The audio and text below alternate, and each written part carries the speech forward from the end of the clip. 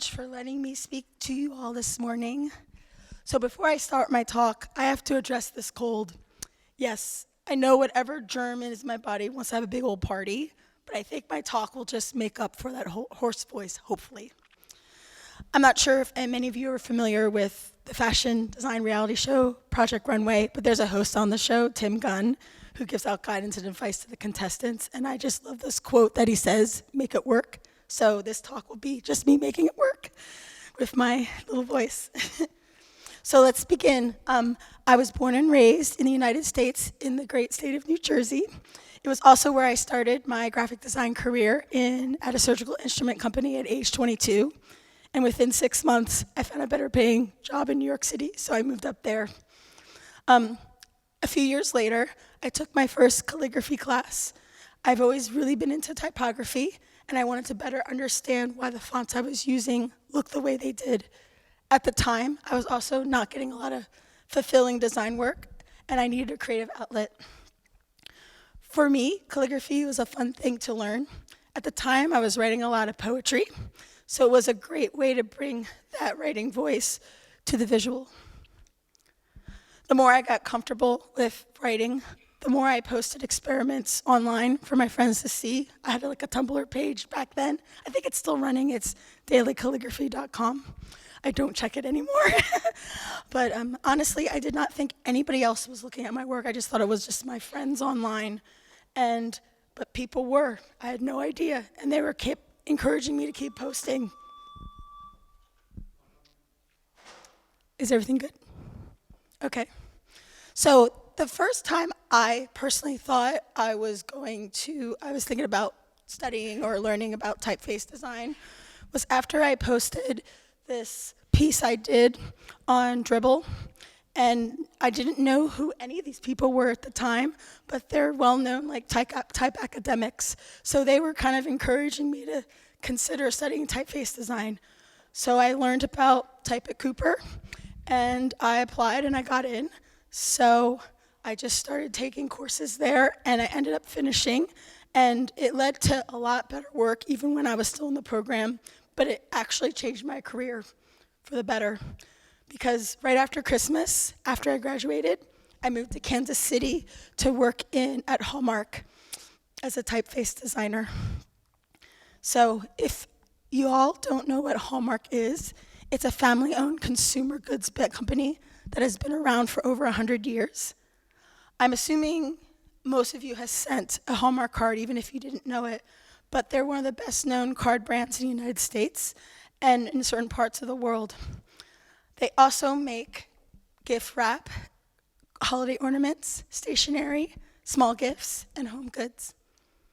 They also have a very successful TV network in the US, but that's a whole nother fascinating can of worms that I'm not going to talk about today. So 10,000 people work at Hallmark worldwide, and about 900 of these employees, most of them in Kansas City, work at the company as designers, illustrators, writers and editors, and photographers, musicians even. And we also have lettering artists and calligraphers and other roles within creative. And within that creative group are 2 type designers, which are my coworker, senior type designer Josh Ruggs, and myself. Josh and I work in a department within Hallmark called the Visual Studios, which is an internal illustration lettering studio of around 50 illustrators, lettering artists, and art directors. In-house type design was not a new concept at Hallmark. In 1964, the Alphabet Group was formed by the late lettering artist Myron McVeigh. Back then, the purpose of the group was to create custom alphabets for use on photo typesetting machines. We still make alphabets, but computers and fonts have replaced those machines. Currently, our font library houses over 10,000 fonts. About 2,600 of these are proprietary to Hallmark, and that number is growing every month. One thing I get asked a lot is, are we as designers making our own fonts so we don't have to license from independent and retail font designers? And the answer is no. The bulk of Hallmark's font collection is licensed fonts. However, we have so many talented lettering artists that designers at our company want to work with all the time, that their lettering artists' schedules get so booked that we need to help them automate their process a little bit, and this is where fonts come in to do that. So for instance, senior lettering artist Livy Long has some of her lettering, which you just saw on the previous slide, turned into fonts. And for her, she sees these fonts as a tool to help not only her save time from her lettering work so she can focus on other things like illustration and other typography aspects of designing a card or product. And this also helps her when she doesn't have time to work on a project, and the designer can kind of get the look that she can that she works in to create products in a fast way. So I could honestly say it wasn't until I started working as a type designer in-house that I realized that my clients are my customers and are my coworkers. I realized when I started that producing type in-house is a lot different from what my friends who design for retail foundries have told me. There was a company, we license and commission art and lettering. The bulk of the visual assets that we create are made in-house by Hallmark employees. They're the ones that I turn to get feedback, to help them figure out what they need from me to get their work done, and to provide new fonts for them to use and get inspired by. The typefaces I make at Hallmark are for them. It is not the focus of my job to be contributing my style of typeface making and lettering. This often means that putting my perspectives and aesthetic preferences and personal preferences on the back burner and applying them whenever it seems appropriate. This was really hard to do when I first started working at Hallmark because, you know, in order to get a job at Hallmark, you have to have a strong point of view, you have to have style, you have to show them that you can do this work. So it was weird coming in and, you know, having this style, and then they would say to you, no, we need you to focus on this. But once I got, once I started working there for a while, I realized that, yeah, I was surrendering my style a little bit to the brand, but what is really nice is that you learn where you can pitch your ideas and your visions for how to make the company and to make the brand and the products of the company better. And it's kind of like about timing. So for me, and also I realized that in order to keep my personal aesthetic and voice from being completely shut out, I have to do things outside my job. And I recommend anybody who's in an in-house environment and feels like they're not able to really show their true voice, you need to find a way outside work to do that. You can't rely on the company to do that. But despite feeling like I had to kind of give a little step back, there is so much about my job that inspires me and what has kept me at this company as a typeface designer for 6 years. And I have narrowed it down to 4 concepts. I'm going to take a little tea break.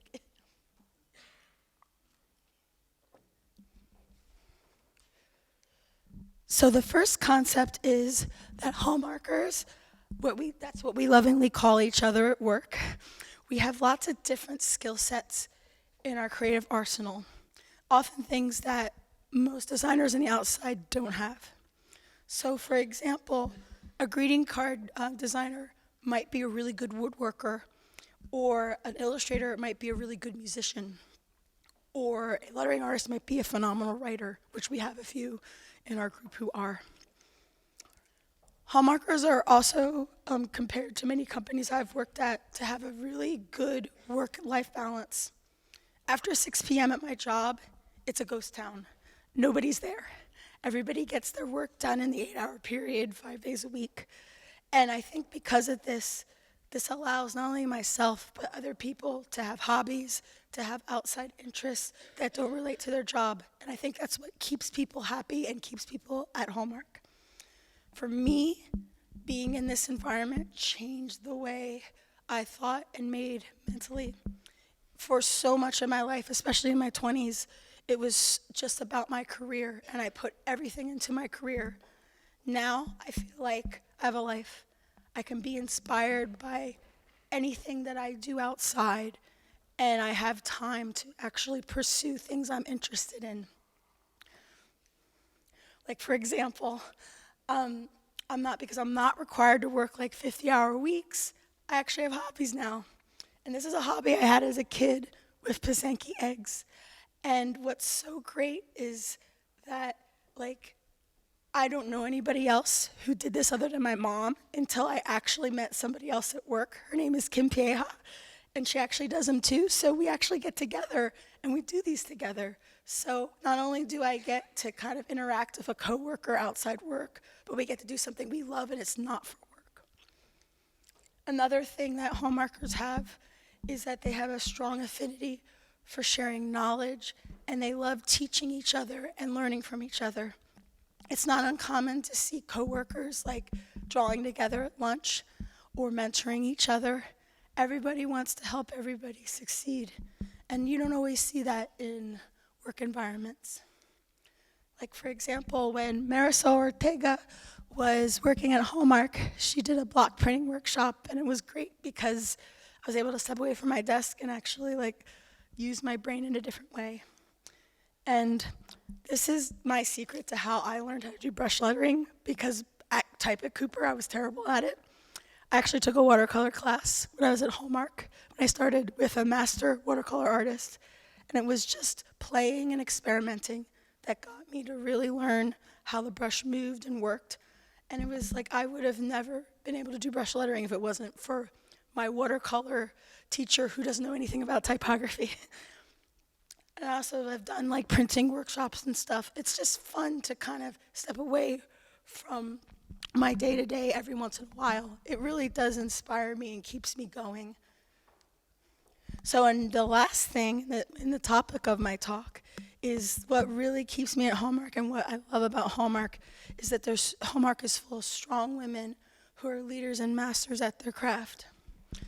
Though most of my design career I've worked with women, I remember when I was at Cooper, several women asking teachers where are the typeface designers in the US that are women, and the teachers really couldn't give us an answer. And that's when I started to wonder too, where are all these women, especially when I started working, because I kind of wanted the perspective of somebody who actually is a developer, and I just couldn't find anybody to talk to until Alphabets, actually.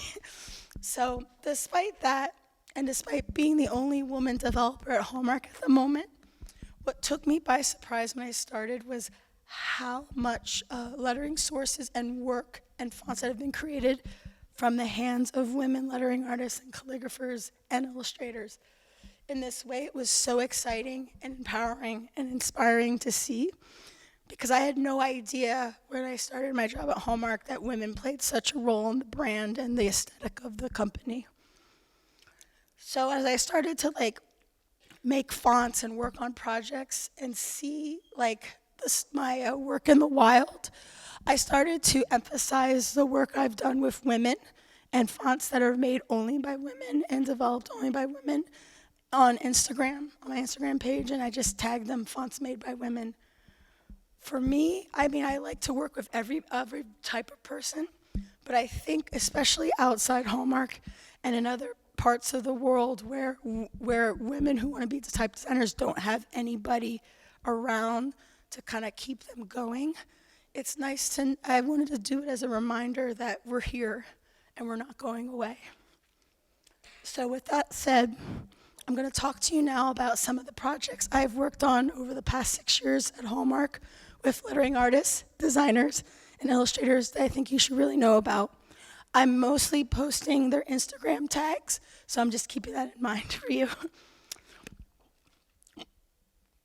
So the first Hallmarker I want to talk about is master artist Lynn Ginta. I remember the first time we met, she came over to my desk and was so sweet and funny and joyous, and she actually made me feel super welcome when I first got there. Her work is an extension of her personality, joyous, optimistic, and genuine. I really, really love her collage work, and how she incorporates imagery with letters. I've been so lucky to be able to learn from her, and she makes it look so easy, but it's really, I just am so inspired by the work she does because it's so different from what I personally do. So a few years ago, I was assigned this really awesome font project, and I was really excited about it, and I wanted to share it with you because it was like the first project at Hallmark that I really thought I really flexed my skills as a typeface designer.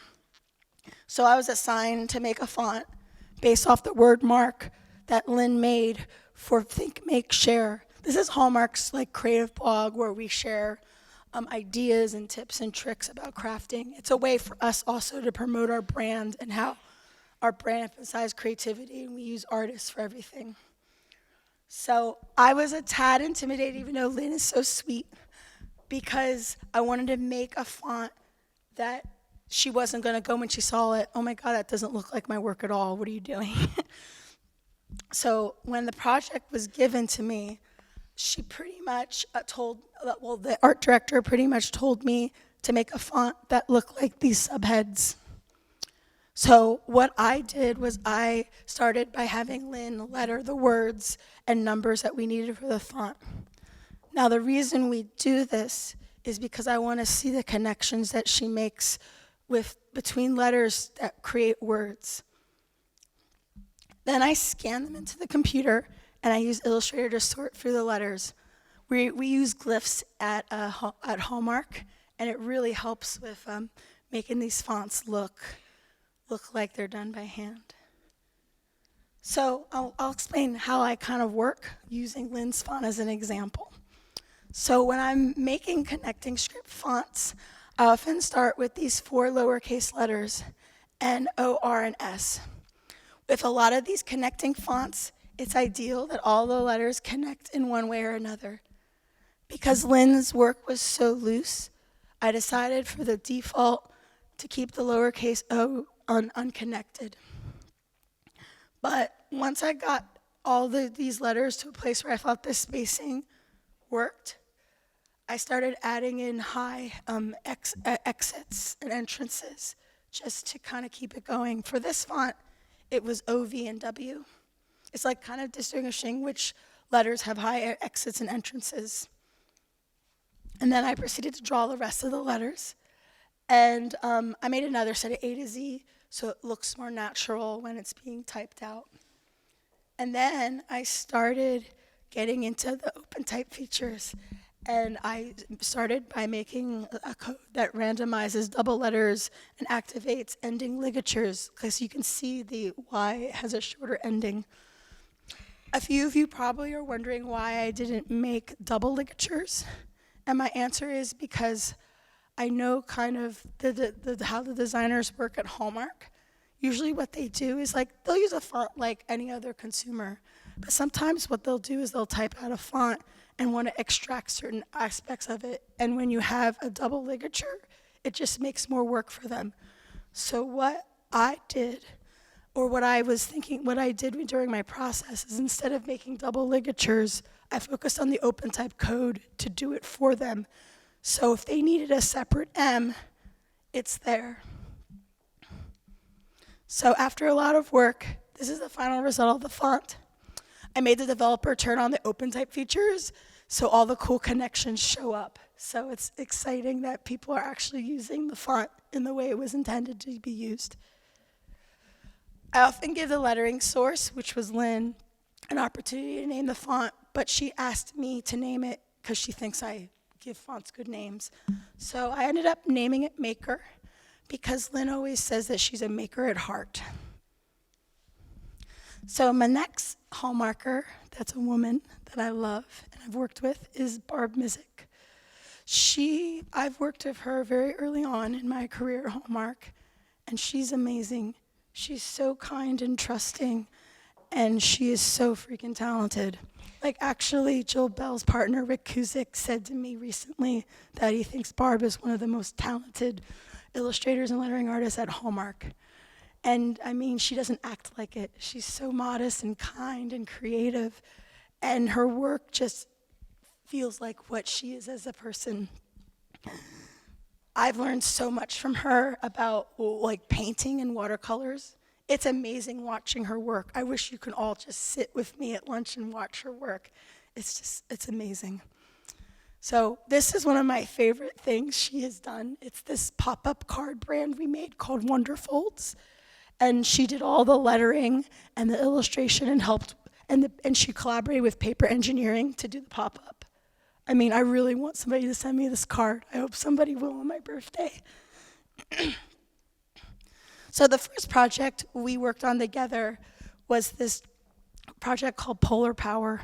She had these awesome, fun letters drawn, and designers wanted it to be made into a font so they could use it faster. And it was just a fun project to work on. And I mostly see it on kids' cards, but it was fun working on the ligatures and helping clean up things that she didn't have time to clean up on the letters. But the one font that that has had a lot of impact that we worked on is this lettering that I originally saw on some branding she did for our coworker's wedding. I saw those married letters and went, we need to make that into a font. It's so fun. And so Barb gave me these, she had these letters already done in Illustrator. So all we needed to do was get a lowercase going. So usually the art director would say, Lila, why don't you tackle those lowercase letters? I actually wanted it to look like Barb, so I actually art directed Barb. So we worked together, and I kind of taught her a little bit about Type Design 101, and she just took to it like, she's so talented. And this is what we came up with. And one thing I wanted originally to do was a layered font. But I had some art directors go, well, we'd rather you do something that's one color. So I tried to take the elements, I did take the elements of what makes a layer font fun and made it work for one color. So this is the final result of that font. And it's being used in ways I have not expected. I kind of predicted, I thought people would use the inline stuff because at the time people really wanted inline fonts. But what they've been using it for is they're using the finest one and they're stroking it. And now with variable font technology and color fonts, I really want to go back and work on this piece and just make it more robust because people love it. And they say they love it. I've asked designers why they use it so much. And they say it's because it's narrow and it has lowercase. So make stuff with lowercase, people, if you're doing a caps font. So the next person I'm going to talk about is my creative director, or the creative director of the Visual Studios, Jeannie. The first project we did together was I took her lettering, which she did these sketches in Photoshop on this super pixelated low-res file, and she went, I love how thin it is. Can you make it look like it was done in pencil? Oh. And I don't know what happened right there, but we're back. So so this is what we did. But that's the thing about Jeannie that is interesting because she doesn't think like a type designer or even a lettering artist. I mean, she has a background in graphic design and in art direction. But illustration is more her thing. She's really her work is really loose and fun and has a lot of geometry to it. So I saw this line of cards she did for this millennial brand called Studio Ink. And me and art director Jessica Brace, we saw the lettering and we both said to ourselves, we should make this into a font. I think people would use it because it's just fun. So what I had Jeannie do is I looked at what she had already, and I asked her to just do a fill-in for me. So she did some letters for me. And then I got going on it, and I was showing her, and she thought that the font didn't look like her work. And then I realized, because she's not a type designer, and that she was kind of reacting to the spacing, because if you see her spacing, it's pretty loose. So what I did was I started loosening up the spacing in the font, which is something I've been told as a type designer, like really not to do, but it worked in this instance. So this is the final result. It's a series of 3 fonts, and they're actually named after like cuts of jean, which is something she wanted for some reason. She was so picky about the font name. I made all these suggestions, and then I made the jean one, and she went, yeah, let's do that. So the next lettering artist, and I really, really wish her talk that she did in Kansas City last year was on YouTube, because it was amazing. Amber Goodvin is a 12-year veteran at Hallmark. She's my age, and I met her the first time at my job interview, actually. She actually interviewed me for my job. And from the minute I met her, she's been so nice and cool. We're the same age, but we live very different lives, but yet we relate to each other so well. And she inspires me all the time. Her creativity is just ever-flowing, and her appetite for learning is always there. She's always reinventing herself, but yet the work always looks like her. Right now, she used to work with us in the visual studios, but now she's a manager for social content, which is like social media posting and strategy for Hallmark Baby, which is a line of baby clothes and whatnot. And it's really cool seeing how she went from being a lettering artist to now doing this like art directing hybrid role. And this is some of the work she's done. Some of it's been art directed. Most of it is still her hand, which is really cool. And she also she does art direct with photographers, but it's cool how she's integrating lettering into the work, especially when they're trying to show product. So when we were still working in the same studio, we got this request to turn this set of letters into a font. I had a 2-week due date on it, so it really limited what I could do. So I decided just to focus on the texture, because I knew focusing on getting another set of alphabets would not be possible in the time frame that we had. Because at the time I wasn't really writing a lot of open type code, I was kind of new to it. So what I did, this was in the days of Font Lab. So I had to do some tests to make sure the texture not only looked like chalk, but it made sure that there wasn't so many points that I would crash a universal type client, because nothing is worse than crashing a server that holds 10,000 fonts. So this was the final result of that font. I named it Pumpkin Spice because at the time, everything in the market and just around me that you can consume had a pumpkin spice flavor. So I figured I'd make a font with a pumpkin spice flavor as like a joke. And because I knew production people at Hallmark would be like, they knew a designer would use this font for like a foil process, which is kind of next to impossible because of all the points. I made a smooth version just to prevent that. And I'm so glad I did, because this font is used on everything. I see it, it's the font I see the most on stuff. So we spoke earlier about Livy. She's an amazing, amazing lettering artist. She actually came in as an illustrator, but they pushed her to do lettering. So now she's kind of hybrid.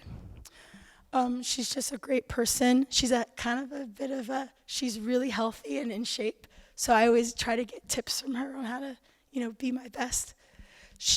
I look up to her, and she's 10 years younger than me. So she's also really big on giving back. This was a project that she did recently for a local elementary school. They contacted Hallmark and asked if they wanted to have some designers and artists do a mural. This is pretty typical because Hallmark is big on giving back to the community. So she designed this, and the people in the background are actually lettering artists and designers who are helping her paint it. So this is like the final result.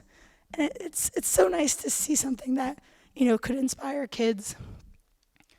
So earlier this year, actually, I think right before Christmas, I noticed that Livy was doing these lettering styles for a lot of projects. And I thought, wow, this is stuff that could be automated and could save her some time. So I gathered what I had that was in this lettering style, and I pitched it to several art directors. And they all went, please make it into a font. So I pretty much Libby and I have worked together before on projects. So for us, it was like we were talking a lot about like, what do we want this font to do? How can we make it so it's really useful for people? So one of the things that I knew designers would want is they would have these interlocking ligatures. And I didn't want to make something that was, the double ligature in one glyph. So what I ended up doing was I made a glyph for the second letter that was shorter. And so I can do code, OpenType code that actually will bring that I in. And this actually worked really well. This is the final result of the font. I did a lot of other funky little OpenType features, such as this randomizing of the smaller letters and the big letters. I also did some underlines. I remember saying, let's do one for the double O, and Livy went, no, that's not how I letter. So it was definitely a collaboration aesthetically between the both of us. Now, usually when I release a font internally, you usually do not see the font in use for like 6 months. Within 2 weeks, we were already seeing it on product and stuff, which was kind of mind-blowing. So these were like the first social posts that I saw. And they also, I wish I could show you the video because it's super adorable. You should totally go on their Instagram and look it up. But they did a Mother's Day little video where they asked like employees' children like all these cute questions about their mom. It was super adorable. And what was cool is the little branding they did for the video and the prompts, it's all fonts made by women. So it's fonts made by women for a women's holiday. So Allie Smith has been at Hallmark for 5 years. She started out as an intern in lettering, and she got hired after her internship. And she worked in the greeting card sector at the company for a while. She has such an awesome, fresh take on wedding and holiday, and she makes bright colors look so fun and sophisticated. She just has such great style. And this was one of her first big design projects when she started at Hallmark. She did a wedding line of all these beautiful cards, which I bought a ton because I had a lot of friends that were getting married. And it was actually inspired by her own wedding, which, I'm serious, this wedding was like Pinterest perfect. Not over the top, but just beautiful. Like all these beautiful little details. I feel weird. I wanted to ask her if I could show pictures, but I didn't get time, so you'll have to go to her blog and look at them. She's an amazing curator and a really awesome photographer. And a fun fact about Allie is that her mom used to work at Hallmark in like the 80s and the 90s as a stylist. So it's obvious she gets that talent from her mom. So she's an awesome lettering artist, and she's awesome at vector lettering. And what's really cool about Allie is she's left-handed.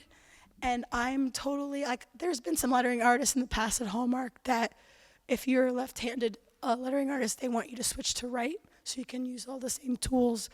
But I know they're not doing that anymore, and they're letting lefties be lefties. And I think that's great because left-handed people write and interpret letters differently, and they do it in a way that I can't with my hand. So Fieldsmith is a font that I pitched to my art director after seeing Allie's lettering because I knew we needed some monotype script letters, especially upright ones. I was working on something, but I thought Allie's looked better, so I pitched Allie's. So what I did once that got approved, I took like her lettering, and what was great about Allie's lettering was everything was already vectorized with the line tool. So I was able to just pop it into glyphs and start messing with the weights. And I just had to kind of alter, even though I was able to pop the line drawings in, I still had to kind of finagle with the paths to make it work as a connecting script font. So once I got like the lowercase done, I asked her to like draw out some uppercase stuff. And I didn't make her do it in Illustrator because I had so much content from her, from the vector files from her old lettering projects, that I could kind of draw on her style, and I just needed a really simple reference. So once I got everything in, I made sure everything looked really good in default to the best of my abilities, And then I used Open Typefaces to do the magic of making it look more like her lettering. So what I did here was I took like these letters and made them a lower entrance and exit, because that's how Allie does her lettering. So it really looks like her lettering now. So this is the final result of that. She actually now works in the visual studios with us. So when she left greeting cards, they were like, oh my gosh, Allie won't be here anymore. And what was nice is they were still using this lettering aesthetic a lot on product. So because we had a font of her work, the designers were able to kind of use her work even though she wasn't there anymore. And one of those designers that was actually using her work a lot was Nansen Chai. And she's just a Renaissance woman artistically. She can take amazing photos. She's a great designer. She's a great lettering artist. She's just the coolest. She's a world traveler who's always up for an adventure. She worked with us at Hallmark for I think about 3.5 years, and she just moved 2 weeks ago to Seattle for a new job. I miss seeing her every day because I got a lot of inspiration from her. And she's great at taking people's photos. I always joke and say she's our personal photographer. So she recently told me when I was like interviewing her for this talk, just to do like little fun facts, she was originally pre-med when she went to school, and her older siblings are actually all artists. So they kind of persuade her to try graphic design. And then she got an internship at Hallmark, and it kind of went from there. This is one of the card lines she did for Gold Crown, which is like a flagship Hallmark store. And I just love the work. I actually have the love card like hung up in my house because it's just so cool.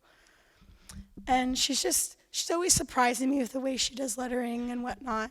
So she always does unexpected things, and I kind of love that about her. She's not afraid to try new stuff. So how we got to working on a font together was she was working on these posters they call them ERGs at Hallmark. They're like employee resources groups. So it's like they have demographic research, and they do activities to kind of see how they can make cards that for other audiences. So they have monthly festivals where people come in and talk and whatnot. So Nam was working on this poster, and she was kind of struggling with the orange lettering. She originally had it like cursive, and she was playing with other things. And she was actually, I was in her office or her studio area, and she asked me for my opinion. And I saw this lettering, and I went, I think you should use that because you already have that great lettering up the top, and your layout, I think it needs it for readability. So, I let her go on her way to design, and in a few days, this poster came up at work, and I was like, I love that orange lettering. And I talked to my art director. I went, can we turn this into a font? And he went, yeah, let's do it. So I asked Nan to write out the word list that I usually give, illustrators and lettering artists to do the work. And then I asked her if she felt up for it to try a lowercase. And she came back to me with like 3 pages of just this awesome lettering, just like perfect.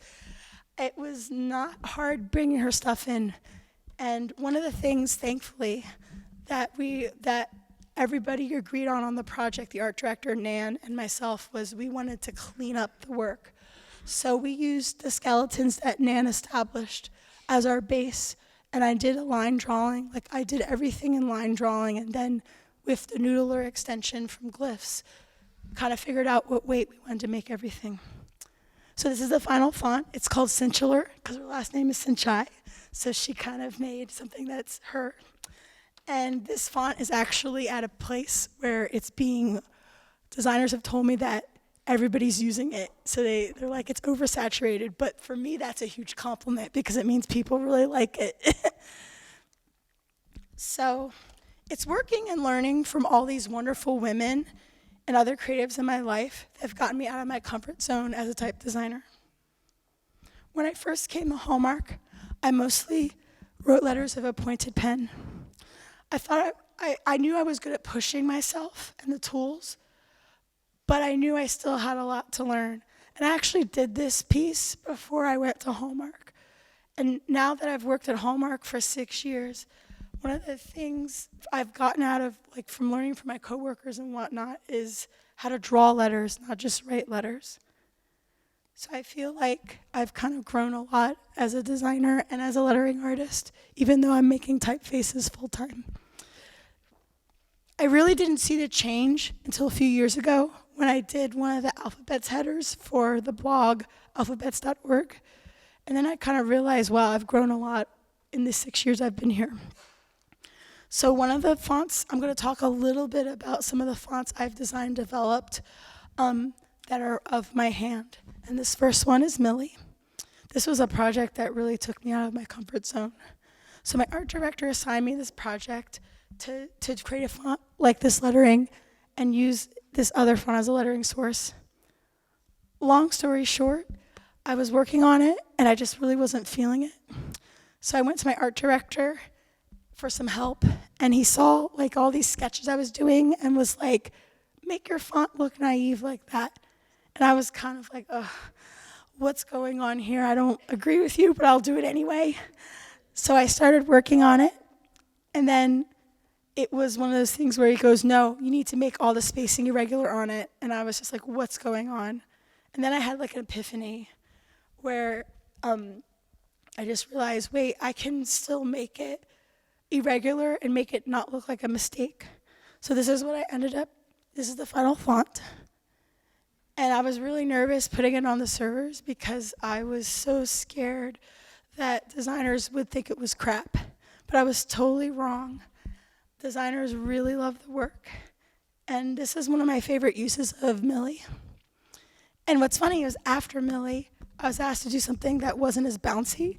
So I took my old concepts that my art director rejected, and I made this new font. And what's cool is it's really has a really stable baseline in the default, but then when you do the open type features, it bounces a lot. So it was really cathartic working on this font, and I love how it's being used. So there's days I really miss lettering, but there's days I find ways to bring what I do into the font, into my font work. So I was doing like this lettering for a brainstorm, and I saw this like this cap face. I was trying to find a cap face to go with this lettering I did, and I was like, oh man, I wish we had a font that worked with this. And I decided to draw one. So this is what I've done so far with it. I hope I get to do a lowercase of it eventually. And another thing, like sometimes these brainstorms give me ideas and I just kind of just put them out in the wild. So this was one where for masculine and I ended up doing a font with that. I'm going to skip ahead because I've noticed we're out of time. So this is a font that I did with a master calligrapher, Jim Fedor. And it actually inspired another font that I did called Scripty, where you pretty much I took like the skeleton of that initial font and I made it bold and I put my own spin on it, and this is like the final font. I've seen it used so much on holiday stuff, which is exciting because I usually don't see my work on holiday cards or products. And actually, Allie, who I did Fieldsmith with, actually used the font and she didn't know I did it, which was really fun. It's always fun to surprise people because they assume like that you do a specific style, when in actuality I did this one, she had no idea. So there's so many more fonts I would love to talk to you all about, and there's so many projects on queue that I'm dying to still make, but I guess that's for another time. Whenever I hear people talk about how there's too many fonts in the world or that lettering is oversaturated, I like to think that maybe those people aren't really looking beyond what they are inspired by. That's how I like to approach fonts, as a new way to look at the world, an opportunity to learn something new, a new way to keep the work of women in use for years to come. Thank you.